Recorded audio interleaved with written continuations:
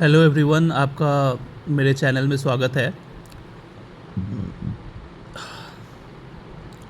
Nifty आज 742 point crash कर गया।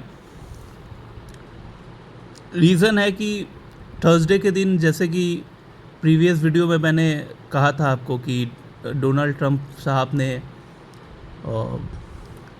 डिफरेंट डिफरेंट कंट्रीज़ में इंपोर्ट टैरिफ उनके प्रोडक्ट में पर इंपोर्ट टैरिफ लगा रखा है, इंक्रीज़ किया है। तो उसके रिटेलिएशन में चाइना ने 34% टैरिफ इंक्रीज़ कर दिया अमेरिका के जितने भी अमेरिका से वो इंपोर्ट करता है प्रोडक्ट उस पर। तो जिसके वजह से फ्राइडे को ये न्यूज़ आया, चाइना ने जो टैरिफ काउंटर टैरिफ जो लगाया यूएस के प्रोडक्ट में, तो फ्राइडे को यूएस मार्केट ऑलरेडी गिर गया था इस न्यूज़ पर रिएक्शन देकर।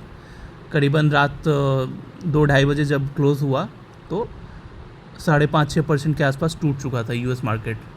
अपना गिफ्ट निफ्टी भी 600 पॉइंट टूट गया था। तो उस दिन देखकर समझ गया था, जिसने भी मार्केट को फॉलो करते हैं लोग, इंटरनेशनल मार्केट को जो लोग फॉलो करते हैं वो लोग समझ गए थे फ्राइडे नाइट को ही कि मंडे यहाँ पे ब्लड बाथ होने वाला है पूरे एशियन मार्केट में और हमारे मार्केट में। क्योंकि 600 पॉइंट टूट गया गिफ्ट निफ्टी, तो आप समझ ही जाओ, अगर निफ्टी 600-700 पॉइंट टूटा तो ये तो बहुत बड़ी बात हो गई ना इंडाइसिस के लिए। तो एग्जैक्टली वही हुआ। आज सुबह जब निफ्टी खुला है तो आप देख सकते हो हम लोग सीधे यहाँ पर खुले थे, 21,750 पे अपन खुले थे। 23,000 के आसपास, 23,000 के जस्ट नीचे मार्केट क्लोज हुआ था एंड सुबह खुला है करीबन 1,300 पॉइंट डाउन निफ्टी खुला था। 1,300 पॉइंट गैप डाउन दिया उस न्यूज़ के बेसिस पे। और अगर अदर एशियन कंट्रीज़ के इंडाइसिस से अगर हम कंपेयर करें निफ्टी की, तो निफ्टी ने तो कुछ खास मोमेंटम हुआ ही नहीं निफ्टी में। क्योंकि चाइना का जो शेयर बाज़ार है, चाइना का जो इंडाइसिस है हैंग सेंग, वो 15% से ज़्यादा टूट गया। जापान का हो चाहे और ताइवान का हो, जितने भी एशियन इंडाइसेस थे वो करीबन सब 10-10% के लगभग टूट चुके थे आज, मतलब टूट कर क्लोज़ हुए हैं। हमारे यहाँ तो सिर्फ 3% की ही 3% ही टूटा बाज़ार, वहाँ उनका 10-10% 15% टूटा। तो जस्ट इमेजिन हमारा बाज़ार जो है अभी स्ट्रेंथ है हमारे बाज़ार में उनसे अगर कंपेयर किया जाए तो। एंड जैसा कि प्रीवियस वीडियोस में मैंने कहा था आपको कि देखिए, न्यूज़ जब भी रहता है तो न्यूज़ के बेसिस पे ही बाज़ार रिएक्शन देता है। तो आज न्यूज़ था ऑलरेडी, फ्राइडे नाइट वाला न्यूज़ था, तो जिसकी वजह से अपन गैप डाउन तो खुले। लेकिन गैप डाउन खुलने के बाद आप देख सकते हो ऑलरेडी वहाँ से बाज़ार जो है ना चार्ट को फॉलो किया है, न्यूज़ पर रिएक्शन दिया है, लेकिन देन यहाँ चार्ट में भी ओवरसोल्ड पोजीशन पे चले गए थे। तो यहाँ से जब बायर्स थोड़ा एक्टिव हुआ, ऊपर की तरफ लाइन जाना स्टार्ट हुआ, तो हमारा बाज़ार भी आप देखो लोअर लेवल से, जहाँ पे अपन खुले थे, जहाँ लो लगा है आज का, वहाँ से करीबन 500 पॉइंट की रिकवरी आई है just because of this chart. तो कल की अगर निफ्टी की फॉरकास्ट की बात करें तो कल अगर कोई पॉजिटिव या नेगेटिव न्यूज़ नहीं आता है अमेरिका से, चाहे कोई भी इंटरनेशनल मार्केट से, चाहे डोमेस्टिक मार्केट से, तो हमारा बाज़ार, ये चार्ट कह रहा है कि ये बाज़ार हमारा कोशिश करेगा थोड़ा ऊपर जाने का कल, अगर कोई न्यूज़ नहीं आता है तो। और अगर न्यूज़ आ गया तब तो पहले वो न्यूज़ के बेसिस पे बाज़ार रिएक्ट करेगा, देन उसके बाद देखा जाएगा कि चार्ट फॉलो कर रहा है कि नहीं। तो ये रहा मार्केट का अपना कल का एनालिसिस, कल क्या होने वाला है उसका।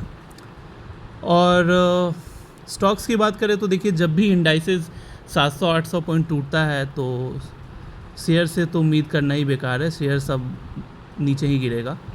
तो यही रीज़न था कि 6%, 8%, 4% करके टूट चुका है सारा शेयर्स। आज तो कोई ग्रीन में भी नहीं दिखा मेरे वॉच लिस्ट में, सारे शेयर रेड थे। और यही रीज़न था कि मेरा भी पोर्टफोलियो आज 1,22,000 रुपये डाउन चला गया। सुबह तो ये 2 लाख से ज़्यादा, 2 लाख से भी ऊपर क्रैश कर गया था मेरा पोर्टफोलियो। सुबह जब मार्केट 1,300 पॉइंट गैप डाउन खुला है तो 2 लाख से ऊपर का ये था, मतलब वैल्यू इरोड हो चुका था मेरा पोर्टफोलियो का। देन फिर क्या हुआ कि जो वहाँ से 500 पॉइंट की रिकवरी आई, तो मेरे जो स्टॉक्स हैं जो BSE है, CDSL है, ये लोग लोअर लेवल से रिकवर हुए हैं, जिसकी वजह से पोर्टफोलियो भी करीबन 1 लाख रुपए रिकवर हुआ नीचे से आज। बट फिर भी 1,22,000 डाउन होकर ही क्लोज़ हुआ है, तो आज के हिसाब से काफ़ी ज़्यादा है ये। सिंगल डे में 1 लाख रुपए डाउन जाना पोर्टफोलियो बहुत बड़ी बात होती है।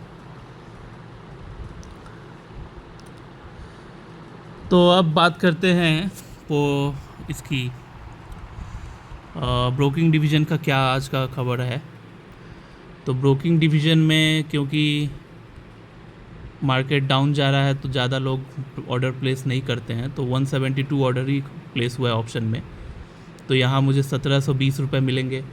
और कैश सेगमेंट में तो कुछ काम हो नहीं रहा है 2 दिन से, क्योंकि बाज़ार टूटता है तो कैश के शेयर्स भी नीचे चले गए हैं। तो यही रीज़न है कि कैश के में कोई ट्रांजैक्शन हो नहीं रहा है, क्योंकि कैश के शेयर्स जब ऊपर आते हैं तब कोई प्रॉफिट बुक करके दूसरा शेयर ख़रीदता है, तब उसमें ट्रेडिंग होता है। तो 2 दिनों से कैश में कोई ट्रांजैक्शन नहीं हो रहा है, क्योंकि 2 दिनों में इंडाइसिस काफ़ी टूटा है हमारा। और तो यहाँ अपने को मिलेगा 1720 रुपये। और जैसा कि मैंने बताया था कि एडवाइज़र्स एंड ब्रोकर्स को मैं उनके बिज़नेस रन करने में मदद करता हूँ, तो आज 2 एडवाइज़र ने मेरा हेल्प लिया बिज़नेस रन करने में। तो उनको करीबन उन्होंने मुझे 3000 रुपये पेमेंट किया है आज। तो 3000 रुपये प्लस 172 रुपये, सॉरी 1720 रुपये, तो टोटल यहाँ 4720 रुपये अपना यहाँ पे रेवेन्यू कलेक्शन हुआ। एंड तो 4720 रुपये को अगर मैं 1,22,500 से माइनस करता हूँ तो करीबन 1,18,000 मेरा आज का नेट लॉस रहा। तो देखा जाए अब कल क्या होता है, रिएक्शन क्या होता है बाज़ार में, क्योंकि अभी जब भी अनसर्टिनिटी होती है तो सारे एनालिस्ट शांत हो जाते हैं, बोलते हैं कि आप अभी कुछ कहा नहीं जा सकता कहाँ बॉटम बनेगा, क्योंकि सिंगल डे में 1300 पॉइंट टूटा था निफ्टी आज।